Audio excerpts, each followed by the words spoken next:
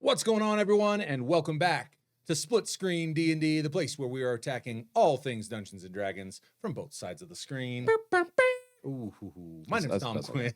Wasn't that very good? What's that? Wasn't very good. It was decent. I appreciate that. You know, it was. I was feeling it. Thanks, man. You know, my name's Tom Quinn, resident dungeon master here at Modern Myth, and I'm Josh Winans, resident player character and butcherer of intro themes. You know, one of us had to do it, and I try. You know, sometimes it's I got next. No, we thank you guys so much for joining us. We really appreciate you being here. And before we jump into today's topic, if you could do us the absolute solid of jumping on in, hitting us with the like, hitting us with the subscribe, drop those comments down below, tack that little bell if you want to keep up with what's going on here at Split Screen. And by the time you're viewing this, the Rakish Rovers will be live. So if you're already here on the channel, maybe check out the actual play and give us a little your 2 cents over on that side. Yes. Hopefully you enjoy it. It's been a long time coming. So right. But no, I think let's jump right in. This is a topic that I think there's a lot of people who go like, no, don't I don't touch that with a 40-foot pole. The topic is the DMPC. Yes, which is, and I think this probably right out of the gate does need defining, because I really think that there are ways in which you could define this that it's like, why would anyone have a problem with that? And there's ways you could define it that immediately seems problematic for the players sitting at your table. Okay. And, as a player, I guess I'm going to just shoot straight over to you. As a player, right. Like if you were looking at 2 characters that I'm running, yes, how would you determine that one is a DMPC and that one is just a regular old NPC? Yeah. For me, a DM NPC usually travels with the party and shares in the adventure. An NPC is usually interacting a bit with the party, but not really. Even if they are traveling, they're usually not participating in the adventure, so to speak. Right. Yeah, I think that's a as reasonable a starting point for a definition as we need. And I think with that in mind, that really already hits on the head kind of some of the important considerations from a DM standpoint with regard to, like, if I have a DMPC traveling with the party, engaging in the adventure that I know, I at least know the plot points, I may not know how you're going to get there. I may not know, you may just go, fuck this adventure, I'm going over here. Right. There are obviously some inherent pitfalls to having a character, almost in the same regard of dividing player and character knowledge is like, that's kind of a really, really big ask as a DM to have an NPC or a DMPC in scene who is engaging in that adventure and not doing so in a way that betrays the fact that technically that DM NPC knows everything that could possibly transpire here. So I see that there's a lot of pitfalls, I think, and that is one that jumps to mind. Because we talked about this in the lore episode. Check out the lore episode. Ooh, gotta do it. Where we're talking about how as a DM, sometimes it breaks your heart when you can't have your players find something out, right? Well, now you have this character who can divulge this information unrequested. He could somehow just bring it out. Yes. And that must be, I can only imagine how tempting that could be at a lot of times. Well, and I think you highlighted, let's call it point 1. Or I'm going to make a bullet point list. I guess I should start by saying I'm a huge fan of DMPCs. I'm sorry. Yeah.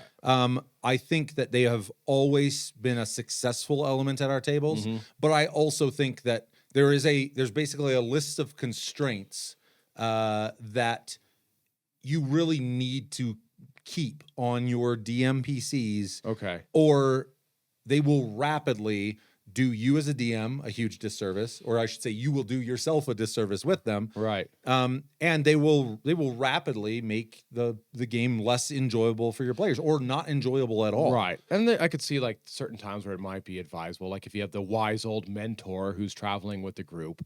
Okay, especially if it's a group of new players. Well, that could be huge. That's something great to hit on. I think there's all sorts of, if you're introducing a new group of players to the game, they can be a double-edged sword, but that might be a great place by which to have a DMPC in the mix. Again, you just maybe have them in your mind as, hey, this character might well be willing to go on this adventure with them. But if you sit down and these new players have totally grabbed the reins and they're crushing it, cool. Why the hell am I going to send someone with? Right. But having that option, having that tool in your back pocket. But before we leave it, because I want to make sure and hit on what you you're talking about, the dissemination of lore through a DMPC. And I don't remember the exact verbiage that you used, but I think it was that DMPC could disseminate that lore without being asked for. Right. That would highlight very clearly one of the number ones. Do not use your DMPC as the party is struggling and I have the answer for them. Right. And specifically the unrequested side of things. Right. If the party turns to them and goes, hey, aren't you from this part of the world? Like, do you know any of these people? Do you know? Great. That's the party utilizing the DMPC as a tool at their disposal. Right. But if you haven't given the party the chance to execute the avenues that they naturally want to execute before turning to a DMPC, you're cutting out a huge portion of their opportunity to engage with the world in the way that they would be if there wasn't a DMPC. And I think that's should be stated as the goal. The goal should be, if there's a DMPC, is that there's vast portions of time where kind of they only exist subconsciously with the party. They kind of vanish amidst the party making all these decisions. And I think there are some great places to allow them to enter the scene, but it certainly isn't to grab the reins and go, wait, didn't you guys see that cave entrance over there? And they're like, no, we didn't see a cave entrance. What are you talking about? Like, they didn't see the cave entrance. That is what it is. You know? So, but anyways, I want to let you, but I wanted to make sure and hit on that content from the DMPC should be disseminated at the party's request. And I think that's a good place to start anyways. And there's, gosh, I was so constant. There's probably plenty of, like, I was just thinking, when we were in, we've been our table absolutely loves Tom's DMPCs. We've always treasured them as he murders them. Which I think, well, okay. Yeah, which DMPC has lived a long life? There we go. Well, I'm going to say, I think Reek lived a pretty long life, all things considered. He rolled 10 levels with you guys. He did. 10 levels. You know? He did until... That's no joke.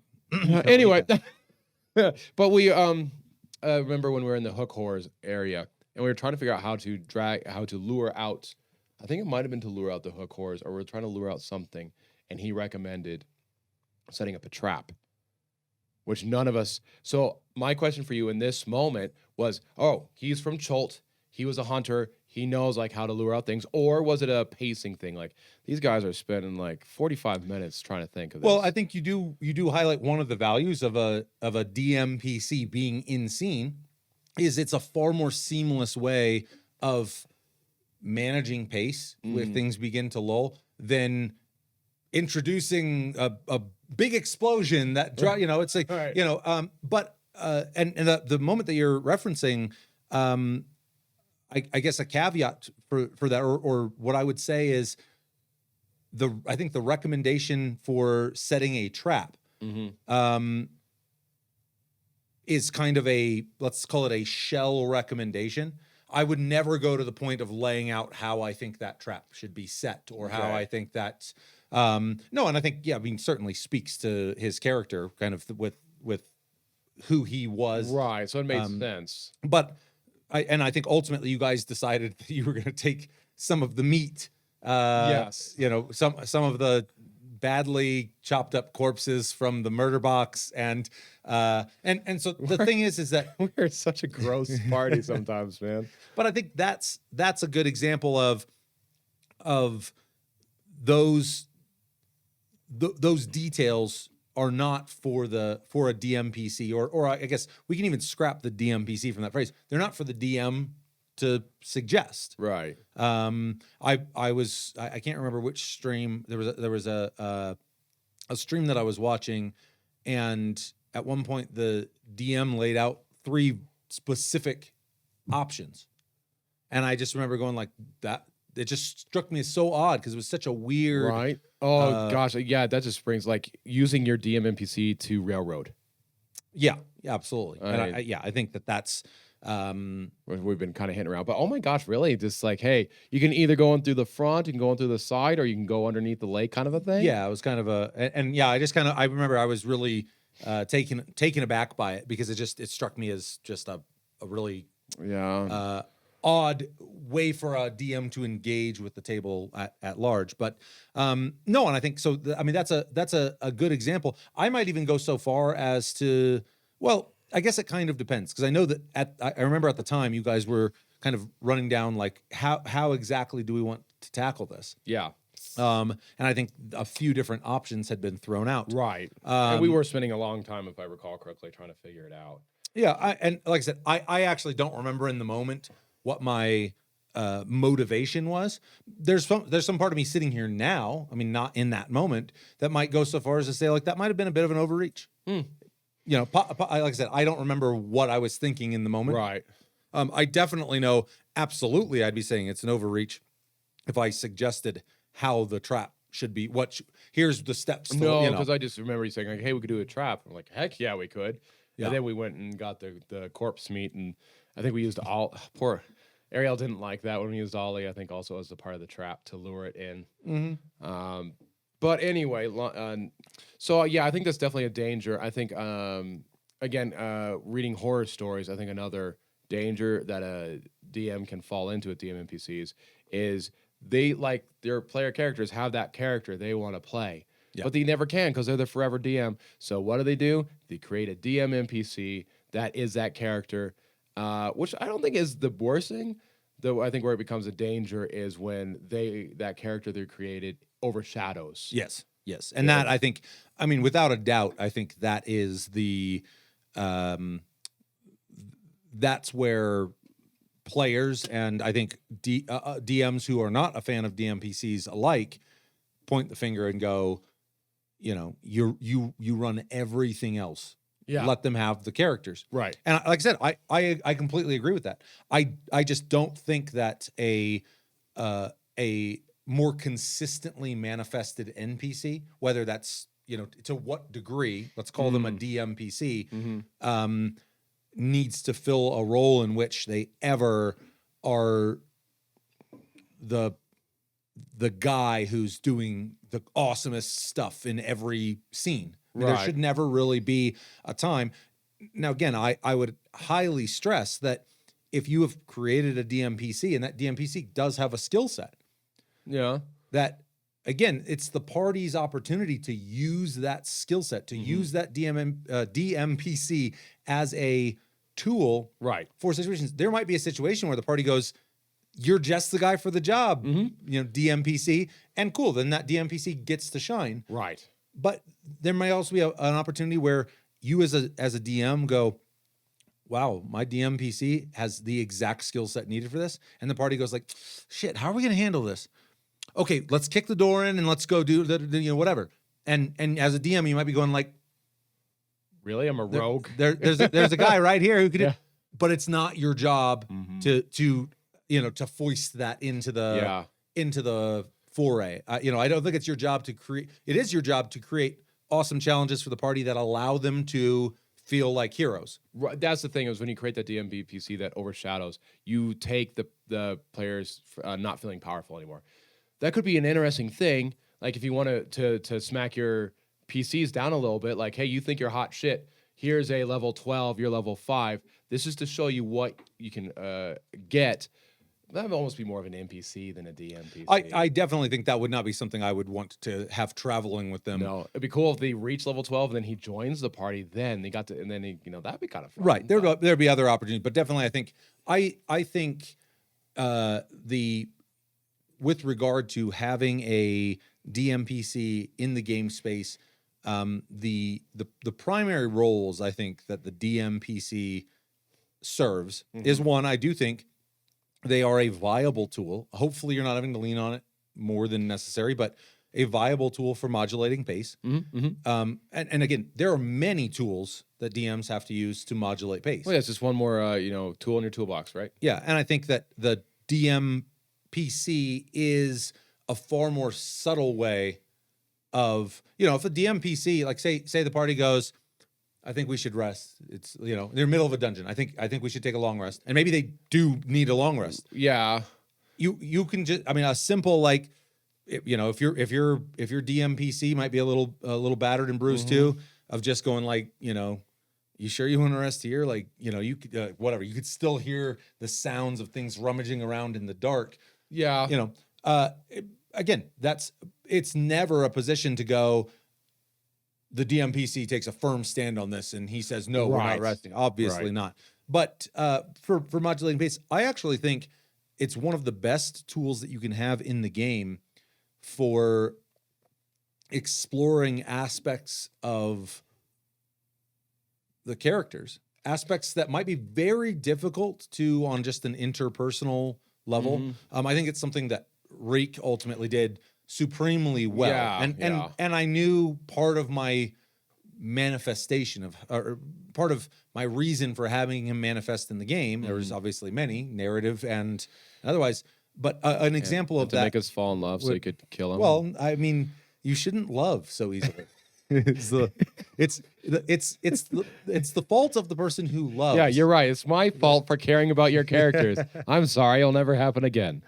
but the thing is the one of the examples of kind of what I mean by exploring aspects of the party in a way that they might not explore each other or themselves. Right. That always harkens back is really early on, as you guys were kind of coming to understand each other as a group.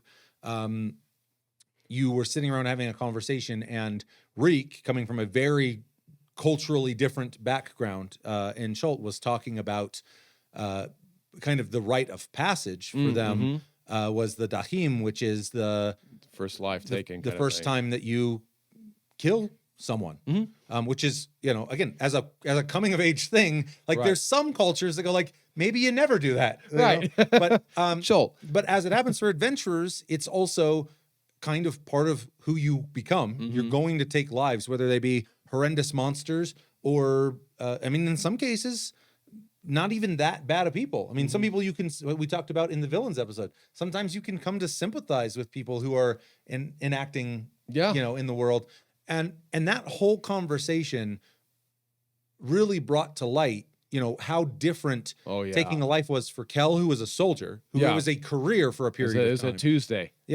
Compared to Aster, who was a child trying to survive in the moment, and actually to some extent similar to Katarina's, and how they all kind of, that experience registered very differently, and it ended up being a really meaningful exchange. Most importantly, amidst the characters, like once kind of Reek had injected this into the conversation that was taking place, he can step. He doesn't need to have a monologue about. In fact, I don't think you guys even know what his Dahim was. I don't even remember his Dahim, and because I don't think he said it. Oh. And that's the thing. I think that's one of the most useful. And now this is going to change from table to table depending on how character centric and backstory centric and. But if you're playing a game where what the characters are experiencing internally is a major part of it, I think that's a huge lever that the DMPC provides, is an opportunity to spark conversations that may not be transpiring. A way to reflect, if you will, on things that are happening in the world. Well, I want to add on to because I think one of the most, and this might even be the rest of the conversation, is just talking about this. Because we talked about the cons, I think the biggest pro that DMPCs can do is they can fill holes in the party. Mechanically speaking, absolutely. But character-wise too, because we were talking just now, our group is getting lighter. But when anyone who's joining us for the first few episodes are going to go like, well, this seems pretty reasonably light. But no, we were dark. We'll get back there. Yeah, I know. It'll happen. It'll only be a matter of time. But for Reek to come in, he was the levity. He was the jokester. He was the one who got us laughing, which is something our party badly needed. Yeah. I think the great part is the DMPC can fill, and I think you nailed it on the head. I immediately pivoted to mechanics in my head, which we can get to. Yeah, but I love. I mean, it could be the total opposite. It could be a party of just pure shenanigans, and possibly you've been assigned this real part-time DMPC from a king who, he's got some money invested in you, and he needs to make sure you're on track. Right. Now, all of a sudden, you kind of know why this DMPC is here. He's kind of the paladin figure who's going like, there are deeds to be done, and we, and so there's and everything in between. But there is some great opportunity once you come to know, from a temperament standpoint, from a personality standpoint, that you can have some of that filler. I'm throwing it back to you, but don't let me forget. There's something probably to be said about the size of your table. That is another point I wanted to bring up. But because I like throwing in like, oh, what you're talking about, this reminds me of a pop reference. And that reminds me of Deadpool 2. Man, I cannot speak English tonight. I am very sorry, Internet. Deadpool 2. Because all the characters in there are funny, every character. And 2, though, he brings about Cable. And Cable is not. He does not. And he's constantly driving the plot forward. Right. But in his own right, he's hilarious because everyone else is making dick jokes and it's just not landing. Yeah, he's just totally deadpan. Yeah. And that's a great example of that other end of the spectrum character. Right. And that's the other thing too, is obviously the players at your table. If you got a 6-person party, 6 players, the likelihood that you need to fill any gaps, both mechanically and is probably pretty low. I'm trying to think like what. Okay, continue your thought, and then I'll add mine. Yeah, well, so my only thinking is that it may also be a deal where DMPCs have always manifested in a positive way at our table because we run a small table. Where again, if we had even a 4th person, I would go. We might not. I'm. That's one person that now, one other person. I'm even those little moments where the DMPC pops in.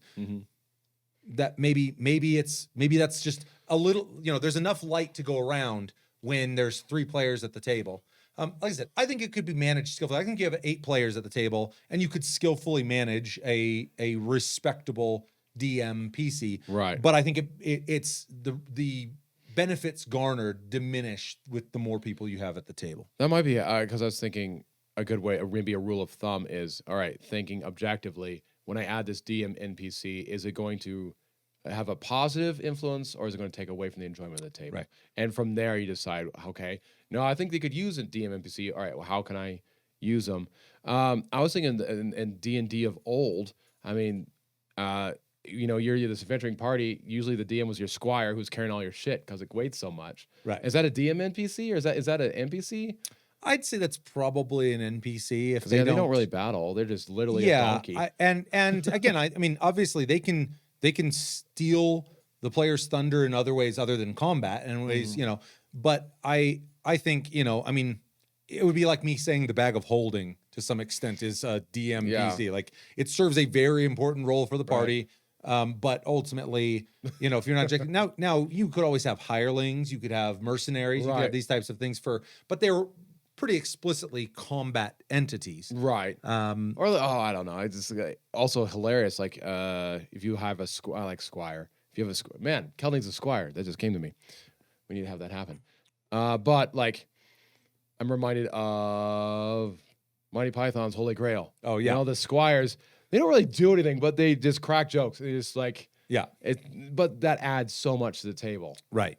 And I think too, I mean, another slight pivot. I'll say Reek, I think, is actually the only NPC I ever sat down with the intent of they will very likely, like if you guys hadn't opted to bring him along, his fate was per his goddess was kind of tied to you guys. Yeah. So you would have had a tail for a long period of time. I mean, you've just been, I mean, you wouldn't, I might have you make perception checks intermittently and you'd see him skulking around. And with the hope that eventually you might even engage with him and find some reason. But, I mean, he had his motivations as an NPC of being a DMPC. Right, now, right. you guys could have fully. I mean, I would not have made a situation which it went.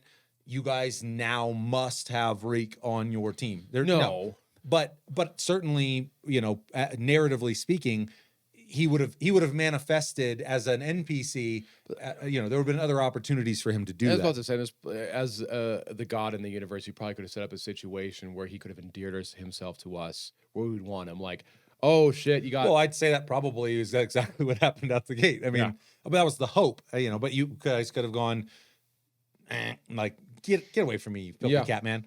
No, we like your DM. Though, which this is what I hate. I don't even want to plant the seed. I don't want to plant it. Plant it. Okay. Plant it. How using a DM NPC that turns out later to be a villain? I think it's fantastic. I know you do, but I don't like planting that idea. But I think that'd be. Yeah, I mean, here's one of the greatest tools that the DMPC represents is the fact that it is a character that any character that's going to spend a extensive amount of time with the party is either going to become increasingly endearing or increasingly despised. Yeah. Either way, like we talked about this with regard to villains. You need that time. Yeah, you have to develop a relationship. Whatever is going to happen with that character, you have one of the best entities in the game by their proximity to the group to build that relationship. Yeah. So whether they become a beloved friend or the BBEG. The BBEG. and again, it's a BBEG that they can truly hate because they know all of the nuances of this character. They know, they might know that this character is fundamentally good. Like, why are they doing this? This is, what's so there's all sorts of, but Reek was really the only one who I think I sat down when we were starting the campaign and I went, I think this is going to be kind of, I kind of had machinations for Reek.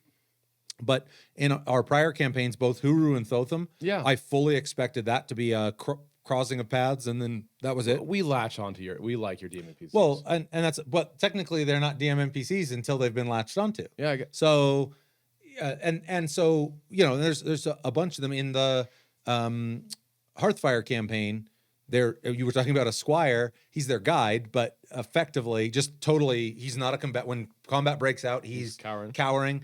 But something that kind of cool that happened is the party was like, "Hey, this is do or die. Like, get your shit together. You're not just a pack boy." They empowered him, and he has this character arc where he's that's cool. He's starting to become more brave, and he's subsequently becoming more endearing. But I mean, again, I didn't really set out with him being a DMPC per se. Right. It just, through the sequence of events that happened, they wanted a guide through the nut up or shut up. And I mean, that was kind of what it was. But I think the 30,000 foot view from the DM standpoint is really I would vouch for them any day if you are bringing them into the game in good faith, where you're and even if like Reek, I could play a whole campaign as Reek. I love Reek. I mean, Reek is very much a character. Like, he would be on my list of PCs if I was a player. And I think there's no better reason. I mean, there's no reason to not bring those characters. That's what I was like, yeah, because I wanted, when I said earlier, like, hey, if you have that PC you've always wanted to play, that's fine as long as it's not overshadowing the other PCs. Right. And so I think that's the big one, is bring them into the game in good faith, such that again, the best way I think that it can be described is they are in the scene. They're in the periphery of the scene at all times. Like, they're out of focus. No, until a PC turns and the camera goes on focus and they say, "Hey, you'd be great for this. Can you XYZ?" And they go, "I'll do my best." Right. And they go and do it. You have empowered the party to create a plan that involves that DMPC, whether you're in exploration, whether you're in a social environment, whether you're in combat, but where the PCs kind of as a DM, obviously you're running that character, But from a decision-making standpoint, they really should be extensions of the PC's consciousness. Now, there might be a few exceptions in which you're going to betray this because, say, for instance, they're actually a villain. Right. Or say, for instance, a sequence of events is playing out in which, we harken back to this room. This must be an important room. The pit fiend, the aspect of the pit fiend. Yeah. There was a point things were getting really, really bad. Mm-hmm. And I went, Reek right now kind of owes his life to these people as far as he's concerned. And I threw him onto the crystal as a means of trying to take back possession of the pit fiend, which subsequently rolled an 18 and a 20. I'll remember those two rolls because it was an unbelievable. I needed like a 17 plus on both rolls.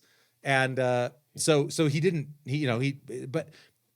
so that's an example of where, I mean, no one asked him to do that, but I was just looking at the situation and going, I just can't see how he couldn't do this. But as a whole, and that was in the heat of a rapidly dissolving combat. That was bad. But, certainly I don't think that the DMPC is there to collaborate on the course of action. Yeah. And again, unless specifically asked. And even then, I think there's all sorts of ways that you can deflect back to the party to say, basically, hey guys, I know what's going on here. Yeah. Like and there's all sorts of ways. If it's not a particularly intelligent DMPC, cool. Yeah, make that a barrier to their, if they're not whatever it is. But, there are situations I think where, and I think you just come to know as a DM in the same way that how often would you totally with no characters in the scene lean in and go like, no, you have to turn that clockwise for the puzzle. You have to turn that clockwise. Yeah. You would never do that. Hopefully not. Or if a player went, hey DM, is this how the puzzle works? You would never go, yep. No, actually, hold on. So don't let your DMPC. Or like, there's only 3 ways in this temple. Which way do you want to go? Wait, do I explore it all? Or are you just telling me this? Yeah. Oh, and sorry, so I definitely think that they really are a mouthpiece for the DM. I mean, there's no 2 ways about that. That's every character that isn't a player in the game. Yeah, is you. But in the same way that you want a living world in which every barkeep that you run into doesn't know, hey barkeep, what do you know about religion?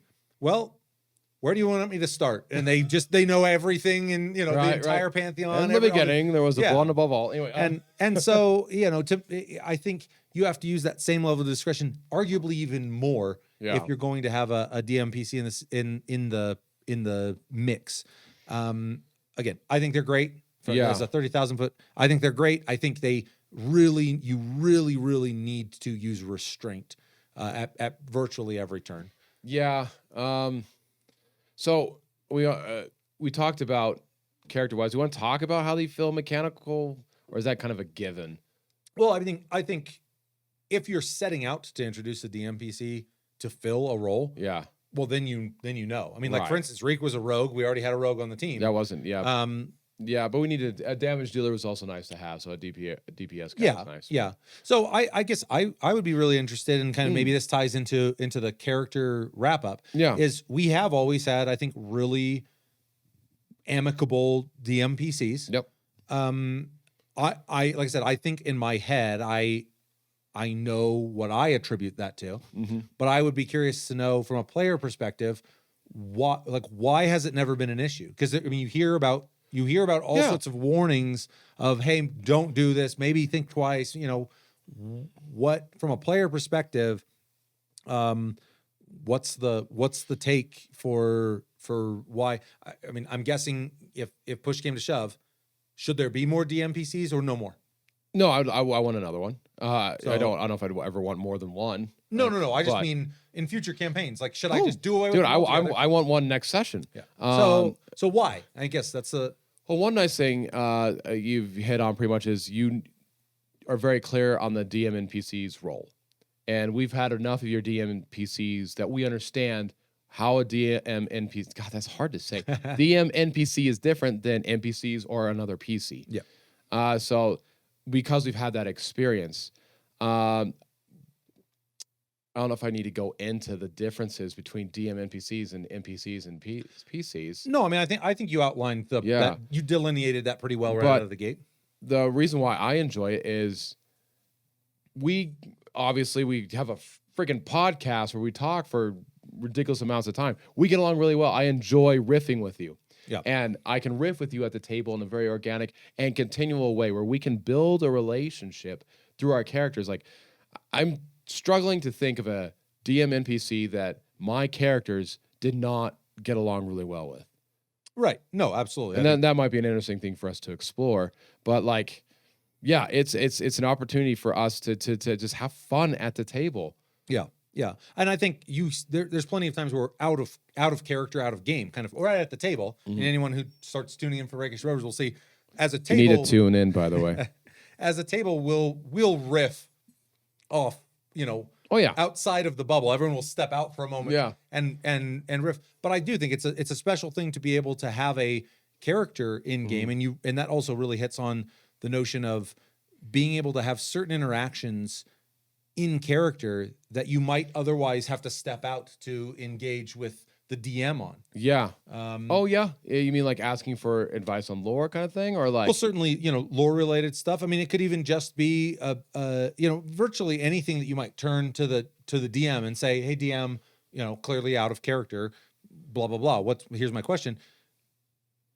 I think if you ran that question through and said, "Can I phrase this in character, and can I ask the DMPC?" And if it's a reasonable question, again, it's certainly, I think, more interesting to have a DMPC in the first person explain how beautiful this countryside was when he was a child that you're walking through now, and it's a barren, charred earth.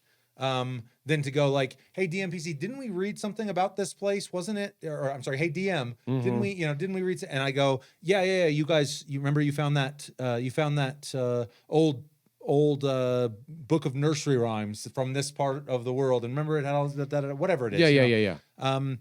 So I, again, the onus again, and I think this is important, is still on the players. And that's certainly they might still want to step out and have a conversation with the DM, but I think it's just one more tool at their disposal of saying, I can do a lot more in game. I can get the same information I might have to step out of character to acquire, but I can do it from this other character. Now, again, like Reek, who came from Chult, who was the most culturally removed character. We never use Reek in that way. Not in that capacity. But for instance, let's say you came up against something you knew that he was probably the go-to lockpick. So we use, like, I think a lot of DM NPCs as, I think the game is this way, as chess pieces. So that's a great way of thinking about it. Yeah, so I'm like, okay, especially because Kel and Reek had such a strong relationship. Thanks for killing him again, by the way. Oh, no problem.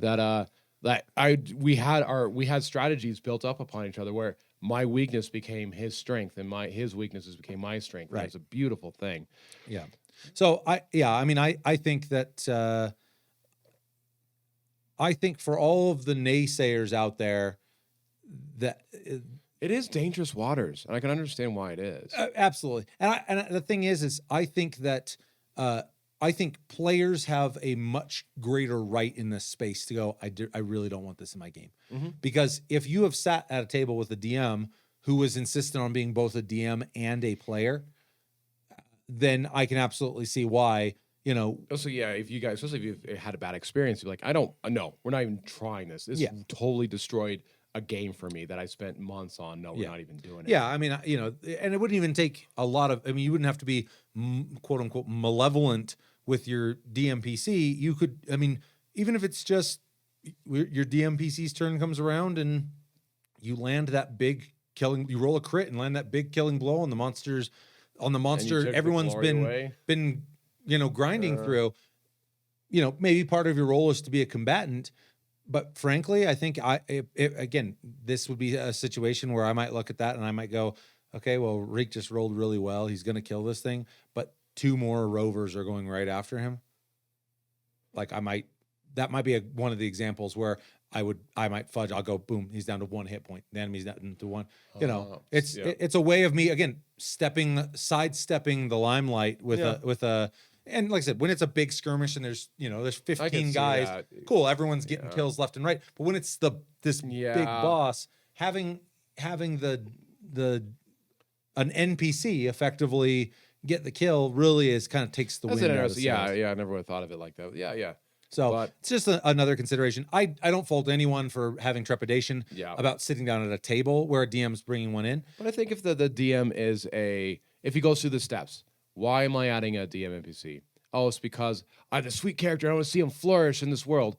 That might be a warning sign that this is, or is it, hey, I have a cool character concept I think would be really interesting with the party to interact with and in the world that I've created.